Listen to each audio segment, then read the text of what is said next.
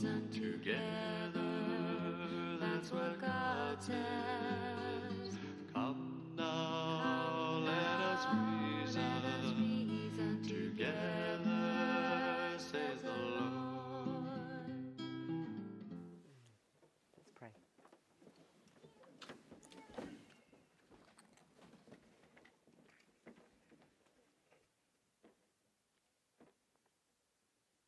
Heavenly Father, we thank you for your watch care over us, your protection and your care. You've kept us safe through this week, and we want to thank you. As we come to study your word, we want to ask for a blessing, that you would be with us and that you would teach us. Help us to understand in a clearer way the truths for the times in which we live. In Jesus' name we pray. Amen.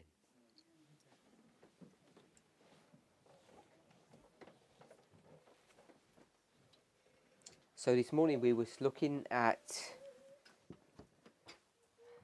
this reference, December 1850, James White, Advent Review and Sabbath Herald, page 13, paragraph 6. And it began by saying, "It was the united testimony of Second Advent lecturers and papers when standing on the original faith that the publication of the chart was a fulfillment of Habakkuk chapter 2, verses 2 and 3. And it's the 1843 chart that he's referring to. And we spent some time looking at Habakkuk chapter 2.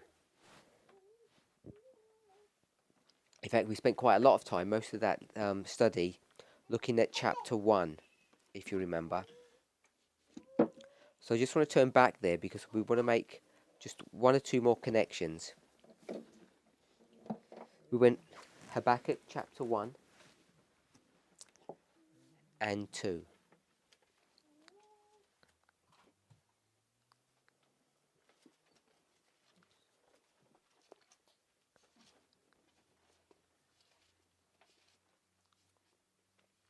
In fact, we went through most of chapter 1 and the first 3 verses of chapter 2.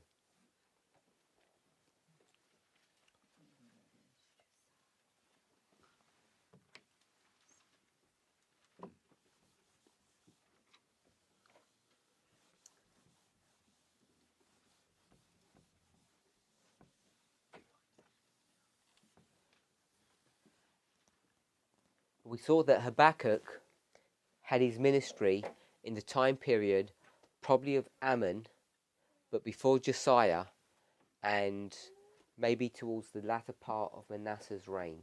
So it's in this time period here. The H is for Habakkuk.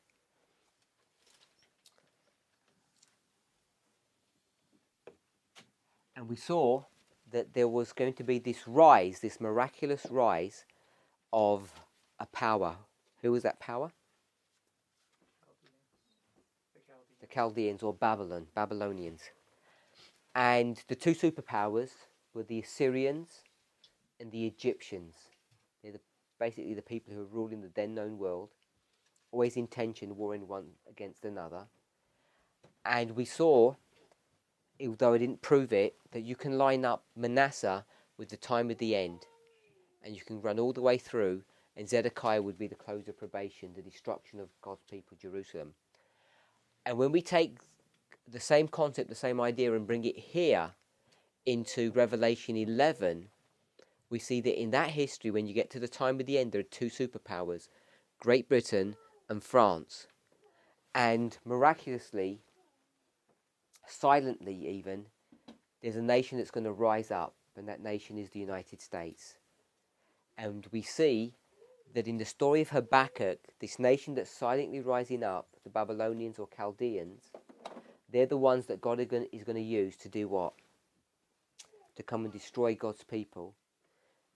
And in the same way that this power that's going to miraculously rise here is going to be used to come and destroy God's people, because the United States are represented by chariots, horsemen and ships when they marry the papacy, as brought to view in Daniel 11 verse 40, which we already discussed.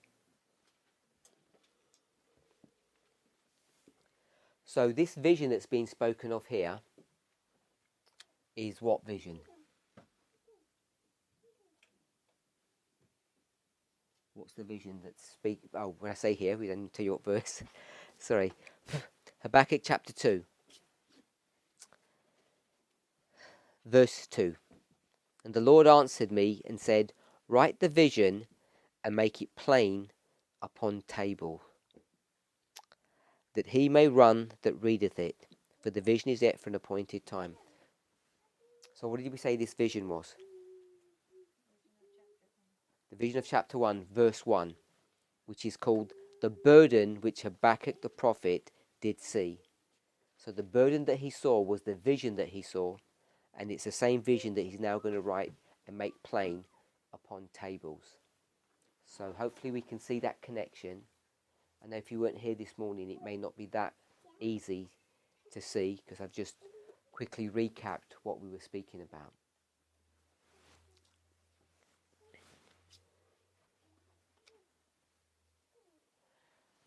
Habakkuk chapter 2 and chapter 3, James White speaks about that in this passage, doesn't he?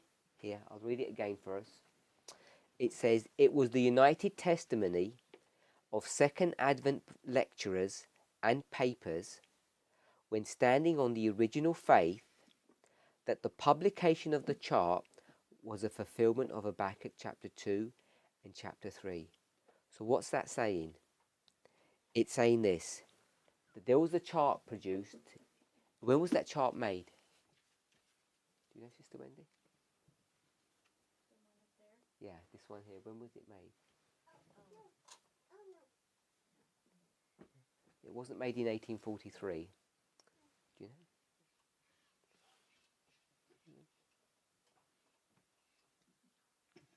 It was produced in the year 1842.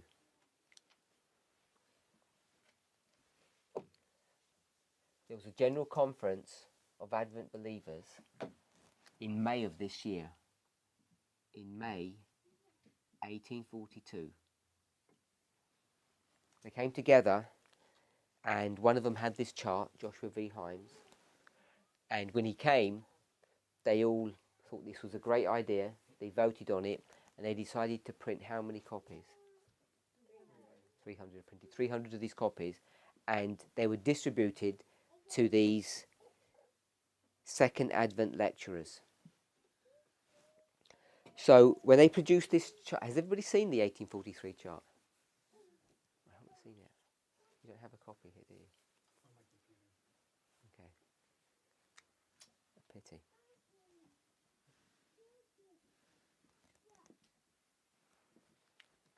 I've only got one on my computer. It'd be nice. It'd be nice to see it, because I wanted us to see something which is really important, I think. We could do it in the next presentation. Would that be better? Yeah. Okay. So I'll remind me to make the point in the next one, and we'll put it onto the screen and we'll have a look at it. So let me go back to this one, and if we can remember to remind me to make that point. So we're reading this passage here. If the chart was a subject of prophecy, and those who deny it leave the original faith, then it follows that 457 BC was the year from which to date the 2300 days. It was necessary that 1843 should be the first published time, in order that the vision should tarry, or that there should be a tarrying time in which the virgin band was to slumber and sleep on the very subject of time, just before they were to be aroused by the midnight cry. Does that make sense to anybody, if not everybody? It would only make sense if you're familiar with the history of the Millerites. So let me do a little timeline. We've got 1798 and we've got 1844. And here in the year 1843, they're going to calculate that Daniel 8:14, the 2300 day prophecy. We all know the 2300 day prophecy, yes? Daniel 8:14. When they first did that calculation, they thought it was going to terminate in the year 1843. So that's what he's saying here. It was necessary that 1843 should be the first published time that Christ was going to return, in order that the vision should tarry.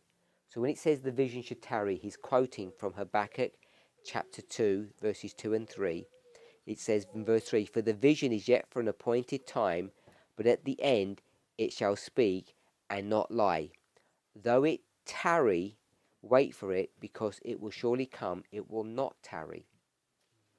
So when they do their initial calculation, they think that Jesus is going to come here, and when he doesn't come, what are they going to do? According to what we just read. Tarry.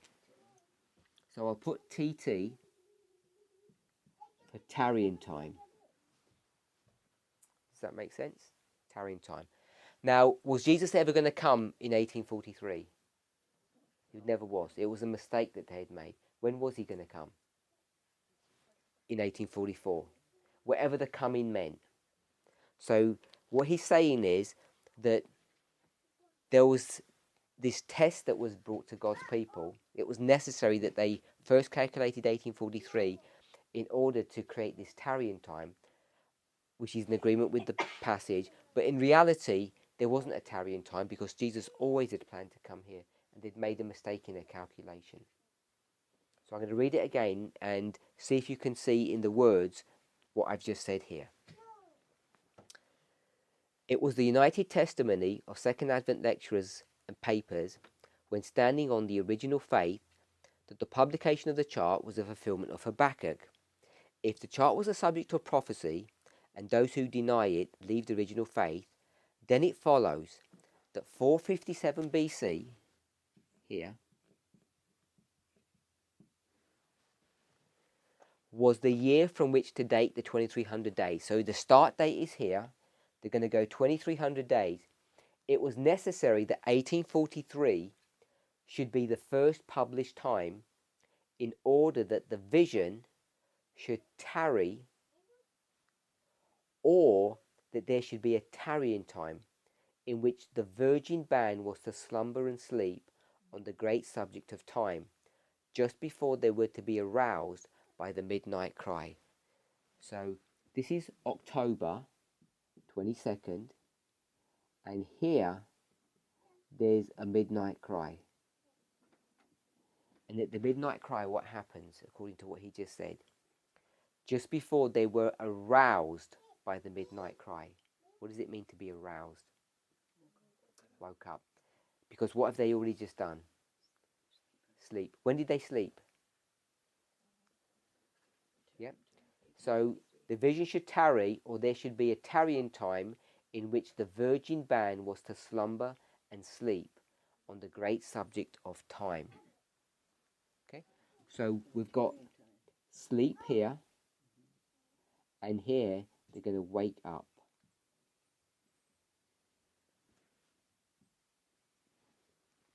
And who's sleeping, did he say? Did we pick that up? It said, in which the virgin band. So the virgin band are sleeping. So we've got virgins here. So what's all this symbology? Where you've got virgins who are sleeping, who are tarrying or waiting, and they're going to be awoken at midnight when the cry is made. What is that story? Parable of 10 virgins. Yes. You know what chapter that's found in, or what book? No? It's the book of Matthew.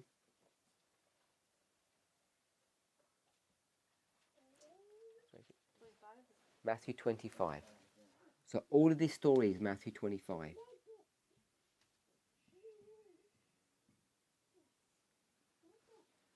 So what's James White done? He's taken the story of Habakkuk chapter 2, and we discussed what Habakkuk chapter 2 was talking about. It was talking about the burden of Habakkuk, which is the destruction of God's people because of their sins by the Chaldean bands. And when does that happen? Right here in the history of Zedekiah.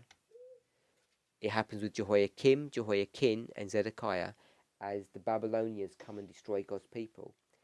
And he's going to take all of that history, that story, because he's going to pick up this phrase in Habakkuk chapter 2, and he's going to bring it into what history? Into this history. So he says that the vision that Habakkuk had, and Habakkuk's vision is here with Manasseh, Ammon, Josiah, kings that we've probably heard of. Some of the other ones we may not have heard of. We've heard of Jehoiakim, because it's found in the book of Daniel, chapter 1, verse 1, in the 3rd year of Jehoiakim. So in this history, which is the vision of Habakkuk, that's when it was originally fulfilled. He's going to take that vision and he's going to apply it to what history? Millerite history. Yeah? So this would be the Alpha, and this would be the Omega. The Alpha and the Omega. And how many kings do we have here? Let's count. 1, 2, 3, 4, 5, 6, 7. 7 kings.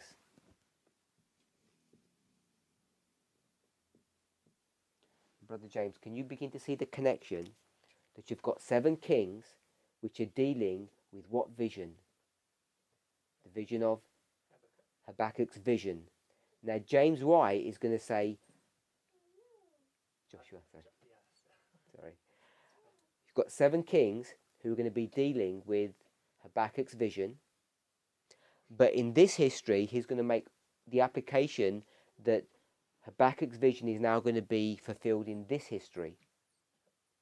And we've got 1798 all the way to 1844. And what's going to happen in this history, according to Revelation chapter 10? 7. The 7 thunders are going to start blowing. Yes? The 7 thunders are going to start blowing. So we've got 7 thunders in this history. And you've got 7 kings in this history. And this is the vision of Habakkuk. And this is the vision of Habakkuk. So therefore, you can show that the 7 thunders were typified by 7 kings. So the 7 kings and the 7 thunders are the same story. Does that make sense? So just to summarize, Habakkuk chapter 2 is fulfilled in this history. In fact, the whole of the book of Habakkuk is. And now James White, and not only James White, all of the preachers, all the 300 preachers agreed on one thing, that this chart here, this table, was a fulfillment of what vision? Habakkuk's vision. And that chart was produced in this history. Therefore, Habakkuk's vision must be fulfilled in this history. So this would be the Alpha and this would be the Omega. So the end, if you want to know what's going to happen at the end, you go back to the beginning. Yeah? And so we can do the same in our history. The Millerite history would be our beginning, our Alpha, and then we would have an Omega at the end. And so all the characteristics in the Millerite history are going to be brought into our own history. You can see that connection? But we read this passage here for one specific reason. It speaks about the original faith. And where did we get this subject of faith coming up from? 1 Timothy 4:1. 1 Timothy 4:1. It spoke about a group of people who did what? Departed from the faith. And they are hypocrites because they do what? They act. Verse 2. They speak lies. Anybody who speaks lies is an actor. By definition, isn't it? Because what they're in essence saying is, I'm speaking the truth. So if someone said, did you do that? And you said, no, it wasn't me. I didn't do that. You're lying, which means you're acting. You're acting as though you're innocent when you're guilty. Yeah? So we want to I want to read this a bit slower. It says, all of these people, these lecturers and the papers that they produced, they were standing on the original faith. What was the original faith? This chart. You will see it as we read it. It was the united testimony of Second Advent lecturers and papers when standing on the original faith. When they were standing on the original faith, this is what they believed. They believed that the publication of the chart was a fulfillment of Habakkuk chapter 2. Yeah? So they believed the production of this chart fulfilled the story of Habakkuk. That's what they believed. And that was the original faith. If the chart was a subject of prophecy, so this is a rhetorical question, was this chart a subject of prophecy or not? Yeah. Because it fulfills Habakkuk chapter 2. Were they correct or were they incorrect? Correct. They were correct when they made that assertion. They assert that the production of this chart fulfills Habakkuk chapter 2. And we know they're correct because Ellen White agrees with this in the Great Controversy. Ellen White agrees that the production of this chart was a fulfillment of prophecy. Then we read on, if the chart was a subject of prophecy, and I'm saying it was, those who deny it, they leave the original faith. So if you deny that this chart was a fulfillment of prophecy, what have you done? You've left the faith. Has our church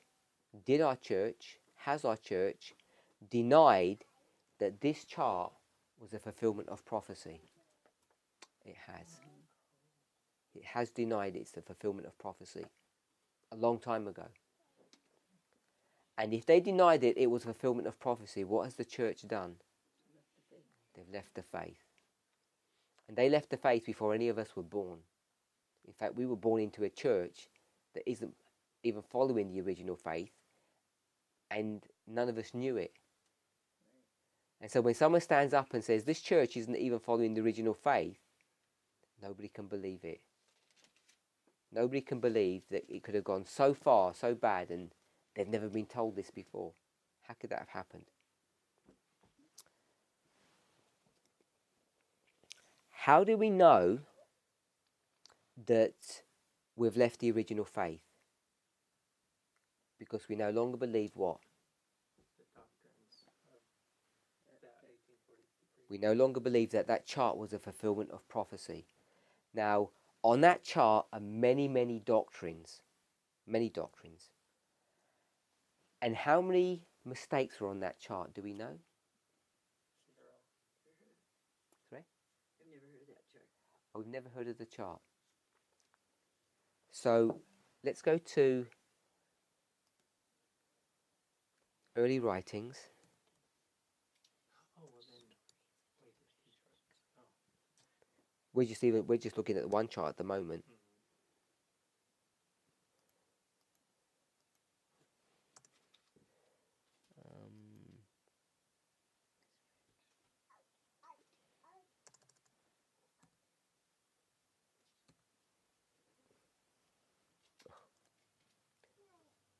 Let me go here.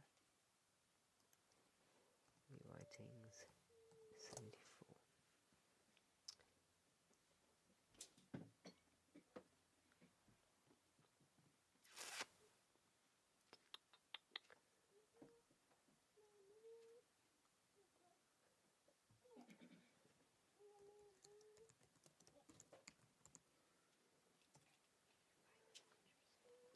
So we're in early writings, page 74, paragraph 1.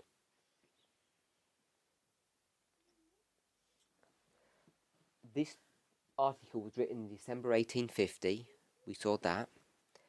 This is now going to be, what we're going to read here is a statement by Ellen White, and this is September 23rd, the same year. This is also written in 1850. So the husband and wife are both going to be writing about this issue in 1850, just before or around the same time when this second chart is being produced. It's the same kind of time frame. Now, I don't know when he actually wrote this article, because the December 1850 is when it's printed. So he obviously wrote it sometime before. So they're thinking about the same thing at the same time. September 23rd, in 1850, the Lord showed me that he had stretched out his hand the second time to recover the remnant of his people, and that efforts must be redoubled in this gathering time. In the scattering, Israel was smitten and torn, but now in the gathering time, God will heal and bind up his people. So I'm going to stop there. I'm going to reread it. The Lord showed me that he had stretched out his hand the second time to recover the remnant of his people. So when is he recovering his people the second time? What time frame are we in? 1850. So in 1850, she's now telling us that the Lord is going to stretch out his hand and to begin to do what? To recover the remnant. But this is the second time he's doing that. When was the first time that he began to recover the remnant? When do you think the first time was? 1843. Sorry? 1843. Anyone else have any thoughts? When did William Miller start preaching? Or being told to preach? Sorry? When did William Miller start? When was God telling him to? Well, his life work really began back here in 1798. You could mark that. 1798. 1798. What would you think, Sister Rachel? 1798. Yeah. Okay. I don't know if we were all here at the same time, because I know some people have come and gone. But we said, remember, in the history of the 1260, we'll go back to here, this one, the 1260, we've got a marriage, haven't we? Where did we see that marriage or this alliance? Revelation chapter 17. And this is this woman riding this beast, Revelation 17, in the history of the 1260. And what's her name? Sorry? Jezebel. Revelation chapter 2, verse 20. 2:20. So her name is Jezebel. And who does Jezebel marry? Ahab. So you see a marriage of a king and a queen, state and church. Ahab would symbolize, it was supposed to be how many horns? 10 horns from Europe. But 3 of them didn't want to play games. So she had them destroyed. And there were 7 left whom she married. Yeah, so we see this marriage, this alliance going on here. Her name is Jezebel, but she's got another name in Revelation 17. Babylon. I'll put it here. So her name is Jezebel or Babylon. And in 1798, what does God tell his people to do? Come out of her, my people. It says, come out of her, my people. Where are all these people located in this history? Which continent, which part of the world? Sorry? Europe. In Europe. So he says, come out of Europe and go where? To the new world. To the USA. Come to a place that you will have religious liberty and freedom. And the people that came out, what do we call them? The Pilgrim Fathers. Yeah, the whole story of the Mayflower and the Pilgrim Fathers and all that journey, that was a fulfillment of prophecy that all of us should understand and recognize and be able to explain. We spoke about Revelation 12. The earth did what? Opened her mouth and swallowed the flood and helped the woman, not this woman, but God's church, to escape from the serpent. And that escaping was when the Pilgrim Fathers left Europe and came to America. Yeah? So they came out of Babylon, which was the old world, and came into the new world. So as they come out of Babylon, what is God going to do? He stretched out his hand to recover the remnant of his people. And that happened here in 1798. He began to recover his people. We know there were problems in that history because the Protestant churches, what did they end up doing? Accepting or rejecting? They ended up rejecting him. They crucified afresh our Lord and Saviour. And only a remnant of those people were going to make it, and their names were the Millerites, who eventually became Adventists. Yeah?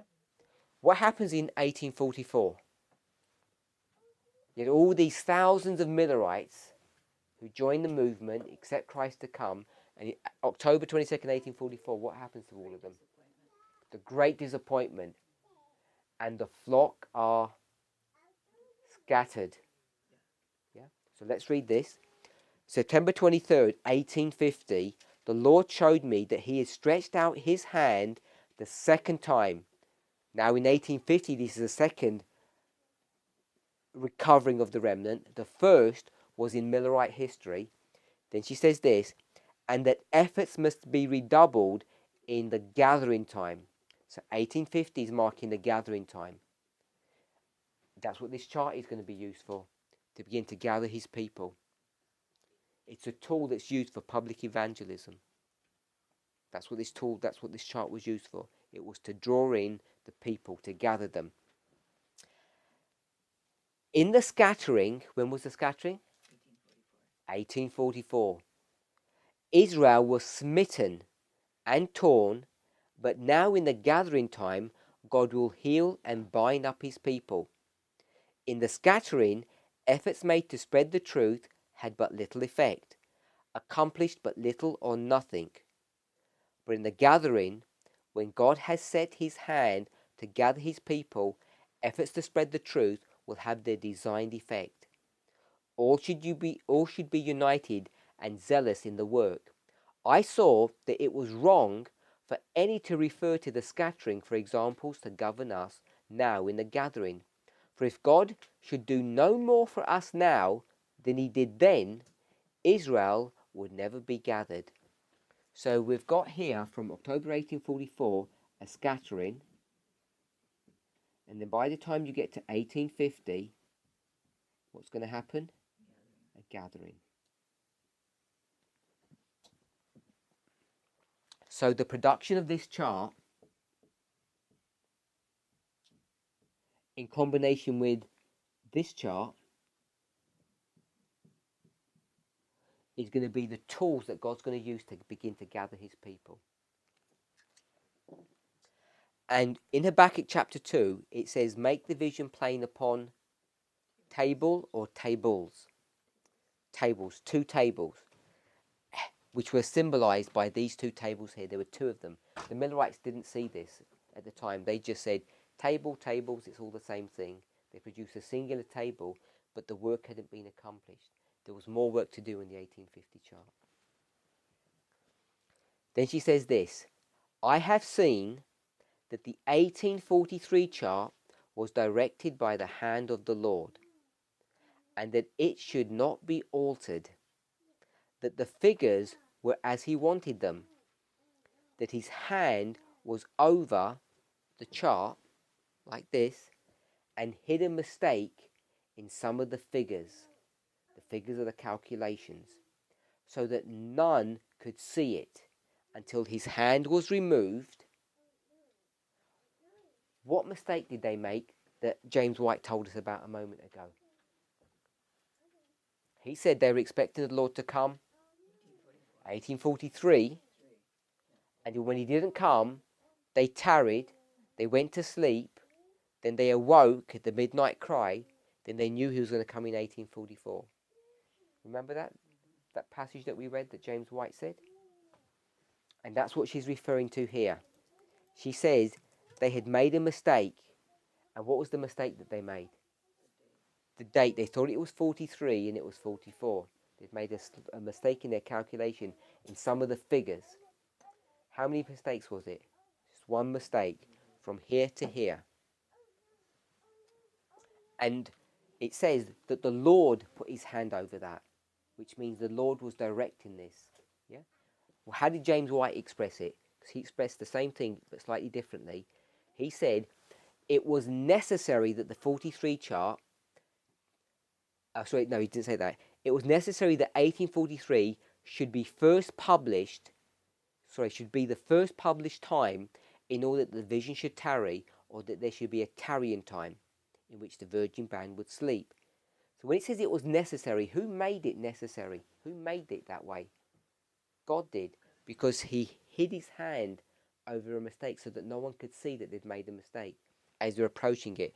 And here in 1843, then they realise they've made a mistake. So after they've made the mistake, what do? They go to sleep. And then here at midnight, there's a cry made, and the hand is taken away, and then they realise what the mistake is and how to fix the mistake, and they know it's 1 year difference. It takes you to 1844. Does that make sense? So there's only this one mistake. So let's go back to what he said. He said, if you don't believe that this chart was the subject of Bible prophecy,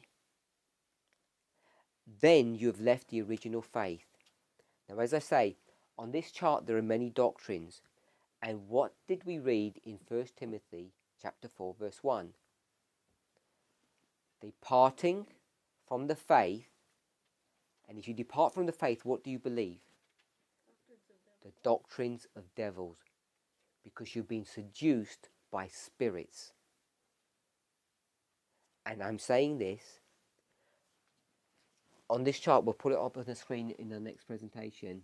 There are many, many truths.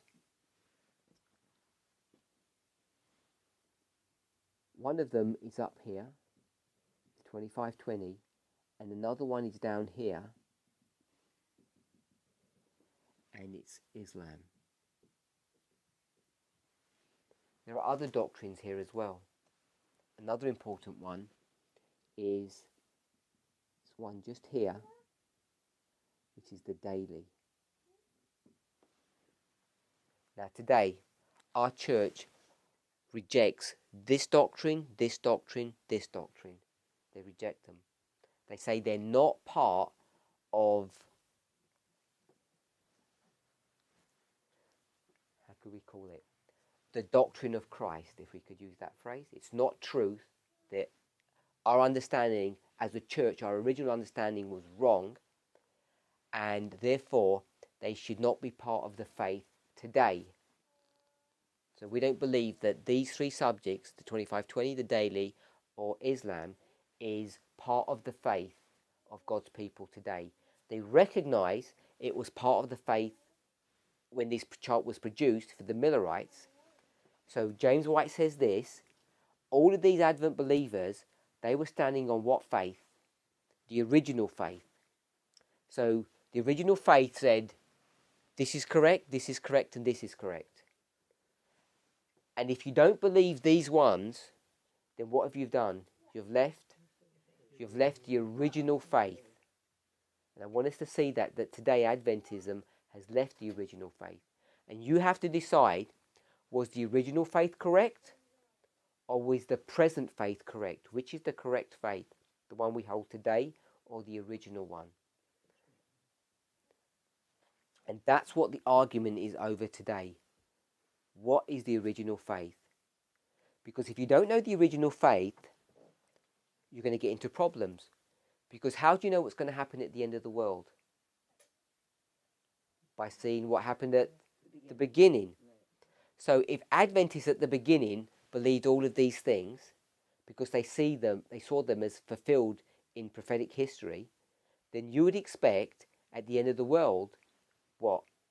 That all of these things would come into prophetic history or prophetic fulfillment at the end of the world. But if you reject one of them, say if you reject this one, and you look at the world today, at the end of the world, and what do we see on the newspapers every day? Islam.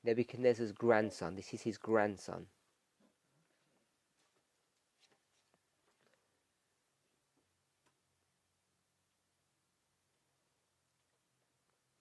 So let's go to Daniel 11.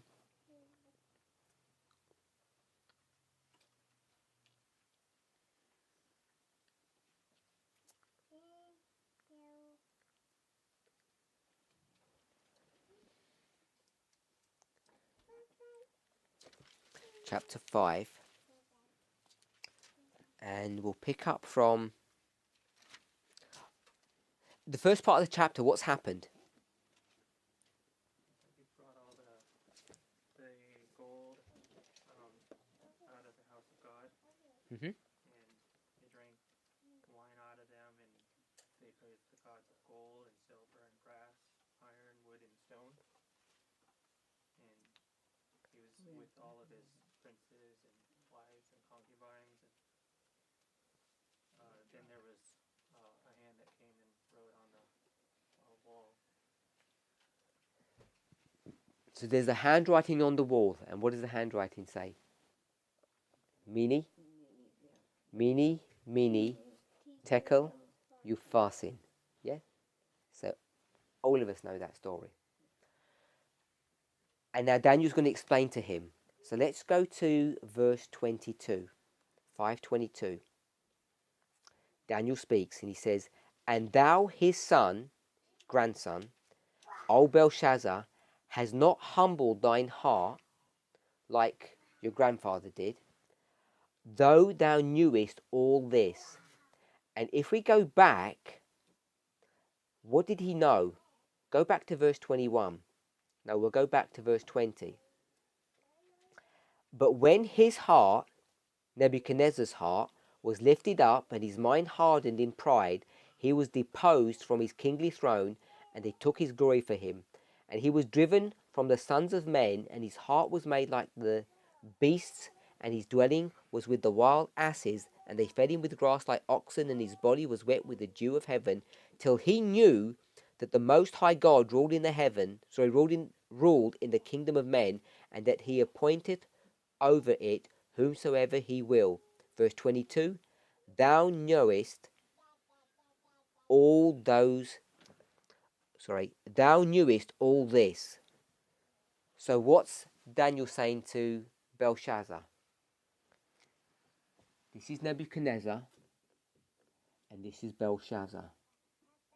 Did Nebuchadnezzar know about the 7 times that he was going to receive if he became proud? He already knew that. So he receives the warning before the punishment. So Belshazzar now is drinking from the cup, eating from the plates, and then what happens? Mene, mene, tekel upharsin. Does he know what this means? He has no idea what it means. Once it happens, now the punishment's going to come, and he doesn't even know what it means. And what does Daniel say to him? You knew what? All of this history, and yet you didn't learn from it. Yeah? He said, you were warned in the history of your grandfather what was going to happen, and you didn't know. So you rejected what happened, and now when this punishment's coming, this warning, you have no idea what's about to happen, but I'm going to tell you.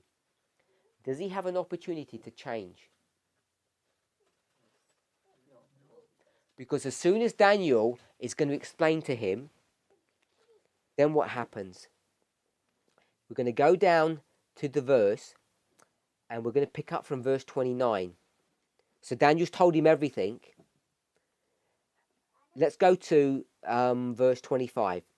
This is the writing that was written, Mene, mene, tekel upharsin, and this is what it means. Verse 26. God hath numbered thy kingdom and done what? Finished it. Any chance of reprieve? No. Thou art weighed in the balance and found wanting. Thy kingdom is divided and given to the Medes and Persians. Verse 29. Then Belshazzar gave all this reward to Daniel, even though he didn't want it.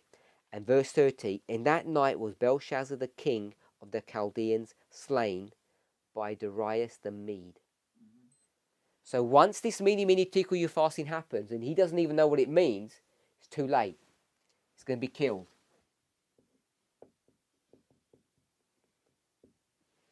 Is it important to understand the history of your grandfather?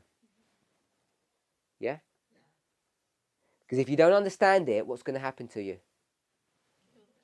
You're going to be killed. You have no excuses. Adventists have no excuse.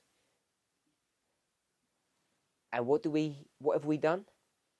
We've departed from the original faith, and now when punishment is going to come upon us, swift and fast, and we're about to be killed, you can't make any excuses. Because God is warning us.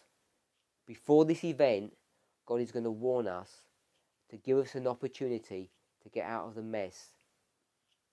Unlike Belshazzar, he actually gives us an opportunity. But Belshazzar had an opportunity. He knew this history. All Adventists know Millerite history. We all know the 2300-day prophecy. We know all of these things, but we've departed from the original faith. And for those of us who have departed from the original faith and don't know that we have, he's going to give us an opportunity to make good. He knew about the 7 times, and he didn't. This is the Millerites, and this is us. It's 2 separate histories. This is the history of the Millerites, and this is the history of us.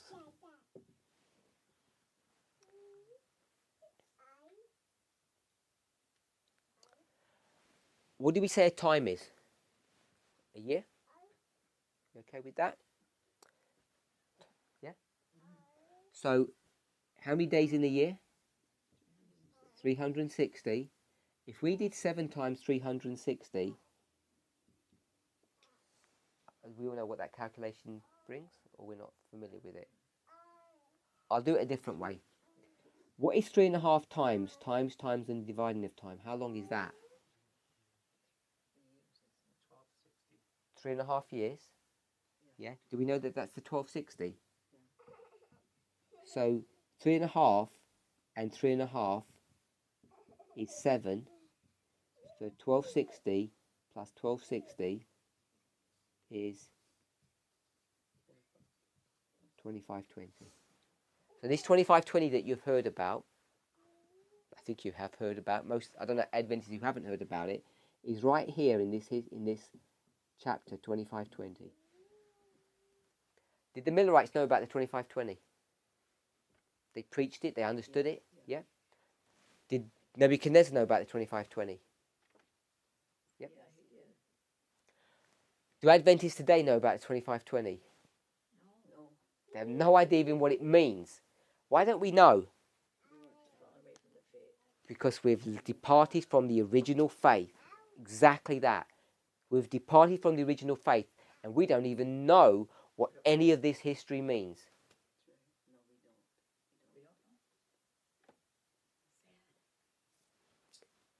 It's a death warrant. It's worse than sad.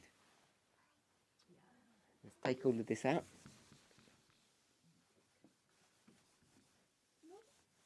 Who likes maths? Besides you.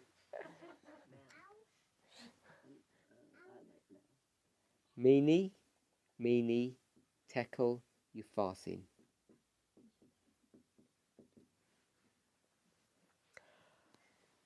These Chaldeans and the king, they didn't know what any of this meant. Yeah? They had no idea what it meant. Do we know what it means? Some of us do. I know that. Yeah, I'm sure you do. So we're in Daniel chapter 5, and we're in verse 25. And so we've got these 4 words, meeny, meeny, tekel, upharsin. And we want to try and understand what these words mean. How would we know what the words mean? We'd go to our Strong's Concordance. Would we do that? Would you come here and check our concordance? Yeah. If we checked it, it would be in here. I'll do it on my computer, but maybe I'll spend 2 minutes doing it in the book. When I first became an Adventist, I bought one of these. Didn't have a computer. These programs weren't available, and I spent many, many hours with my Strongest Concordance. It's Greek to me. It's Greek to you. It's Hebrew to me. Okay, so Mene is M-E-N-E. So I've got 2 men, and I'm going to go to Mene. Okay, so you probably can't see it, but I'm in men here. Men, and if you go down, there it is. M-E-N-E, Mene. At the back, you might not be able to see it. And it says it's in Daniel chapter 5, verse 25. And the verse says, written, Mene, Mene, tekel upharsin. So there it is, Mene, Mene. Yes? Yes. And in verse 26, the same word. And what Hebrew number is it? 4484. 4484. So this is 4484. So then what you do, you go to your book, you've got 4484, you go to the very back, and it's going to have the Greek and the Hebrew. So here's the Hebrew. It says Hebrew, and we're at 1525, so we want to go further forward, and we want to go to 44. We're at 4043, 45, 4484. 4480. Is that it? 4484? So we're at 4484, and it says, oh, there it is, Mene, and it's a Chaldean word, and if you read it, it'll tell you what it means. So I'll read it here for you.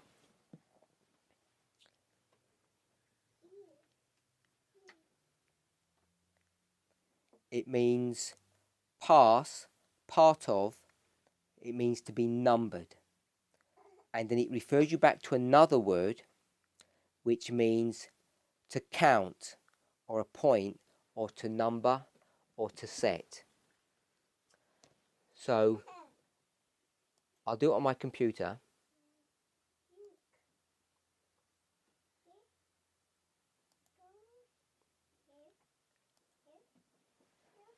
So this is Strong's Concordance. Strong was a man. His name was Mr. Strong. And he tells you what their definition means. There are many other people who have written these kind of dictionaries before. So I'm going to read from another one. It says, a mene, it means a weight or measurement. Yeah? So it's a physical weight. It weighs something, and it's going to tell you how much it weighs. It says it weighs 50 shekels. So I'm going to put here 50 shekels. Has everybody heard of a shekel? Yeah? A shekel is like $1, like $50. It's some kind of monetary value. So if that was 50 shekels, what would this be? The same. And the word tekel here is just a Babylonian way of saying shekel, because they're very similar languages. So a tekel would be 1 shekel. And if you look at upharsin, mene tekel upharsin actually means half a mene. And what would half a mene be? Half of 50 is 25 shekels. So if we add all of that up, what would that come to? 126. Everybody agree with that? 126 shekels. Now, if this was $126, and I said, how many cents would that be? How many cents would that be if it was $126? 1,600 cents. Yeah? Because you just times it by 100. We can all see that. But in the Hebrew coinage system, it's not 100, the subdivision. So we're going to go to, you can find this in a number of places. We'll go to Ezekiel 45 verse 12.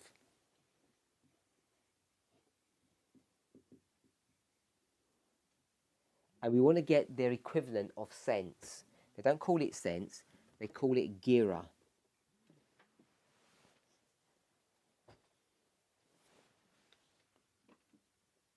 So, someone tell me how many gira there are in a shekel.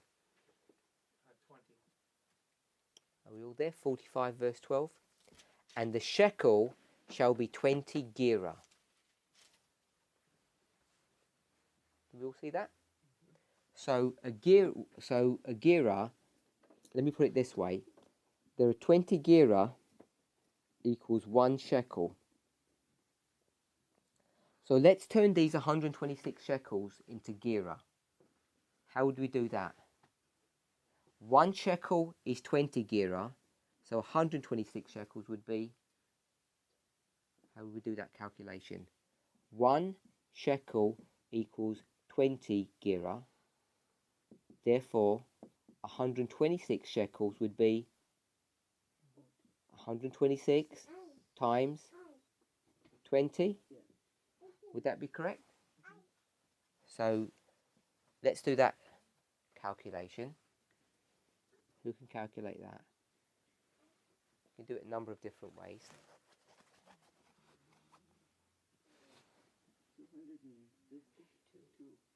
126 times 20. I would normally make it 1260 times 2, but we'll do it this way. Sorry? 25, 20. Yep. Yeah? So right here, this mini tickle your farsin is 25, 20, which is the same information that were given to the Millerites on Nebuchadnezzar.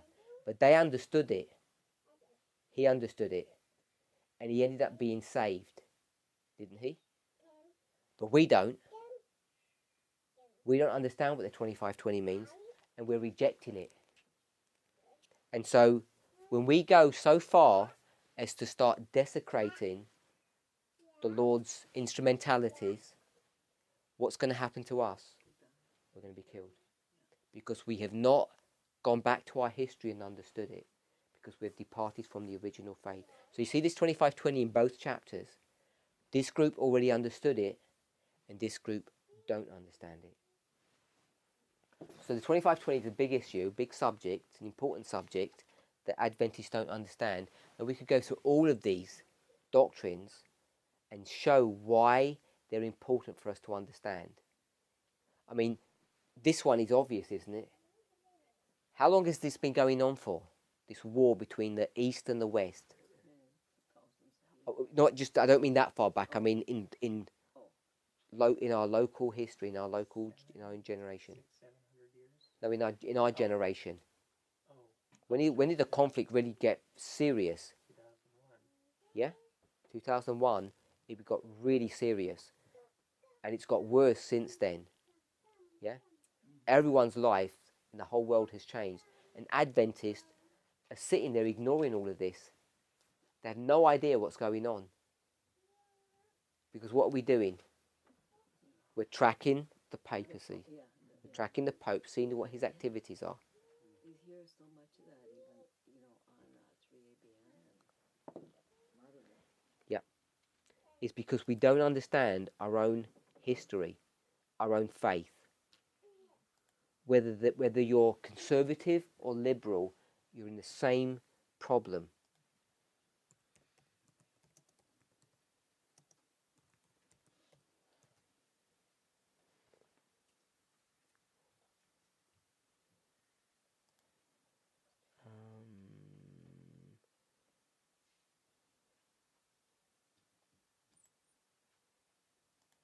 Okay, let me go to...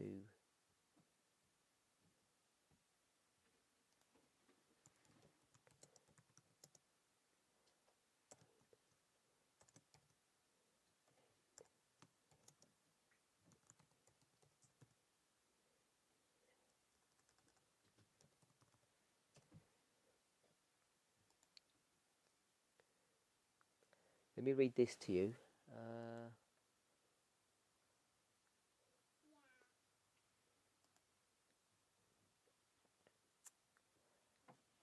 Last day events, page 125, paragraph 3.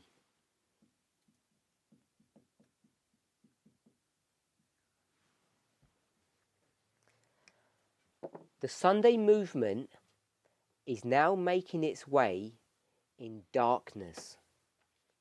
The leaders are concealing the true issue, and many who unite in the movement do not themselves see whither the undercurrent is tending. They are working in blindness. What does all that mean? The Sunday movement is now making its way in darkness. What is the Sunday movement? Yeah, it's the push or the drive to make Sunday the day of worship. This Sunday movement, it's now making its way in what? In darkness. That means you can't see it. Can't go into the newspapers. Can't even go to Google. You can't track what's happening with the activities of the Pope to know how close the Sunday law is. Because it's all happening in darkness. The leaders in this movement of Sunday are concealing the true issues.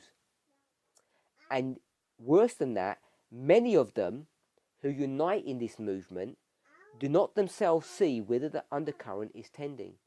So these leaders in the upper echelons of this movement, they understand what's going on, they're concealing the truth, but the rank and file people who join these Sunday movements asking for a rest day, whether they're unions, asking for more free time on Sunday so it can be a family day. You've heard all of those kind of thoughts and ideas. They don't even know where they're going with this. They don't understand what's happening because they're working in blindness. So if we want to understand how close we are to the Sunday law, do you think it's going to be useful to track the movements of the Pope? It's not going to be clear. In fact, perhaps the strongest Pope that's been around for the last 30 years was who? John Paul II. And everybody, when they were looking at him, thought the Sunday law must happen in his time period because he's the strongest Pope that's been around. You know, he makes his presence felt. And who came after him?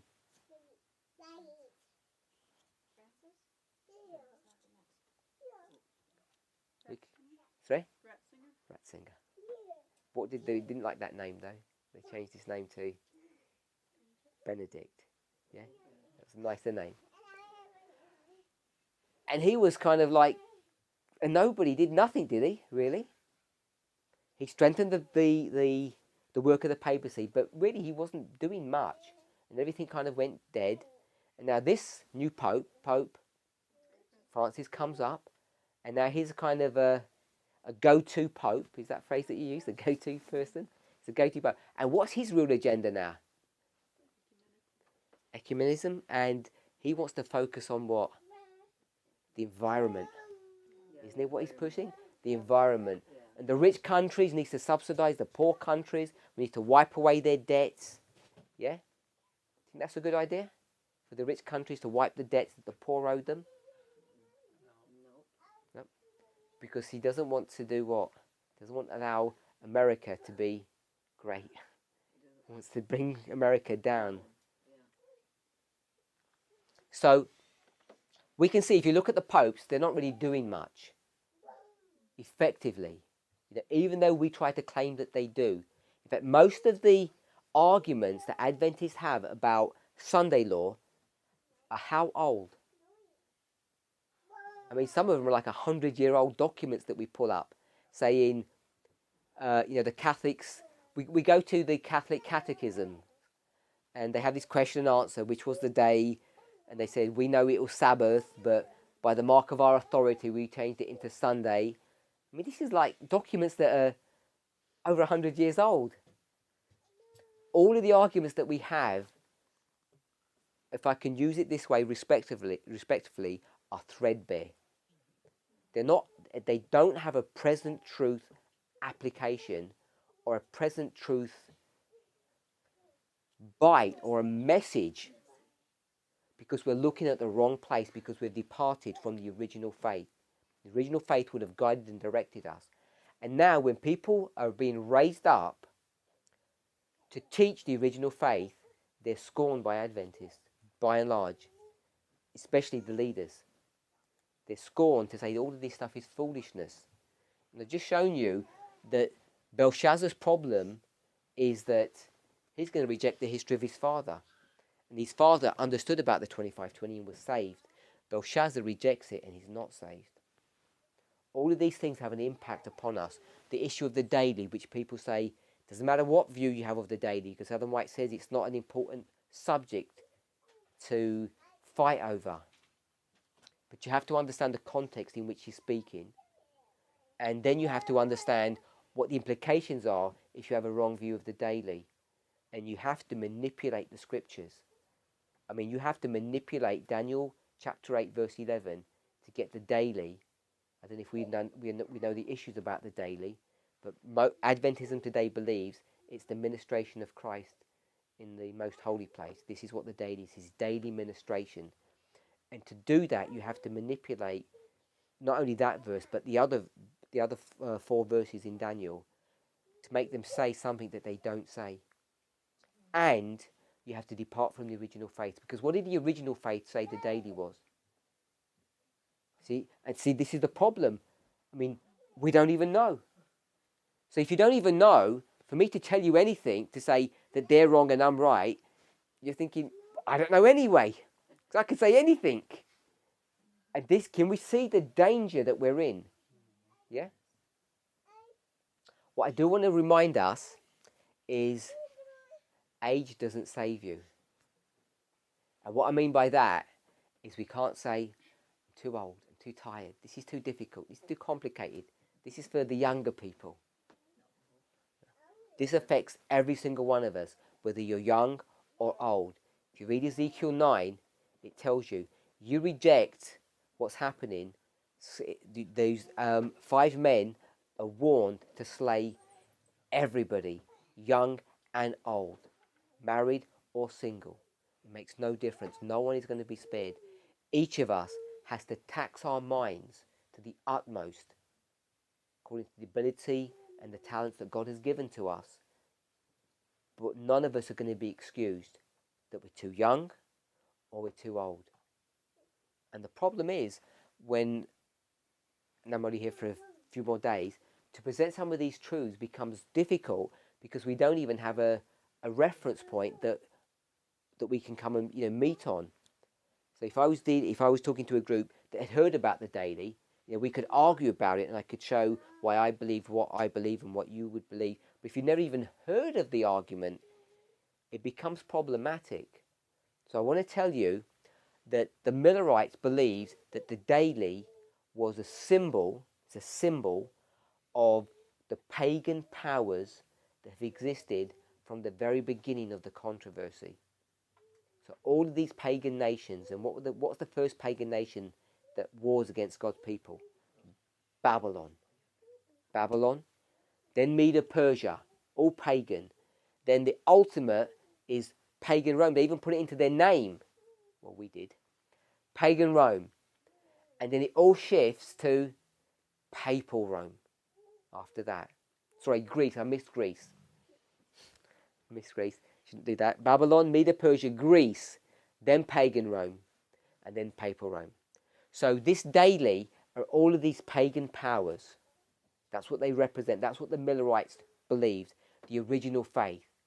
And today, we no longer believe the original faith. Today, we believe that the daily is the work of Christ in heaven.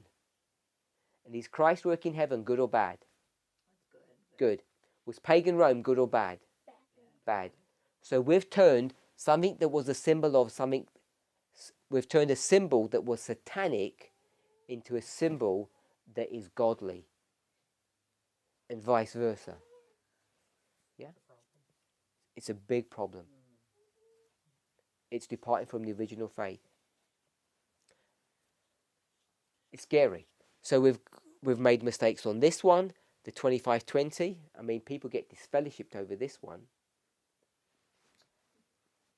People, if you believe it's 25-20 and you preach it and you don't desist, you'll get disfellowshipped, depending on what conference you live in and how aggressive your pastor is. People get disfellowshipped over this one, and we all know about Islam.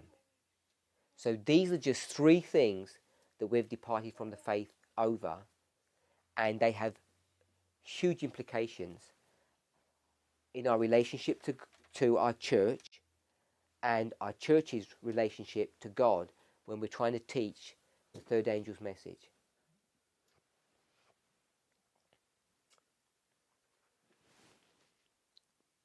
Okay, we'll have a break. Unless there's any questions. Are there any questions? Just down to 25-20. Oh, I was gonna ask that too. Does that bring us to, my calculations could be wrong, 2024? No idea. Okay. Let's pray.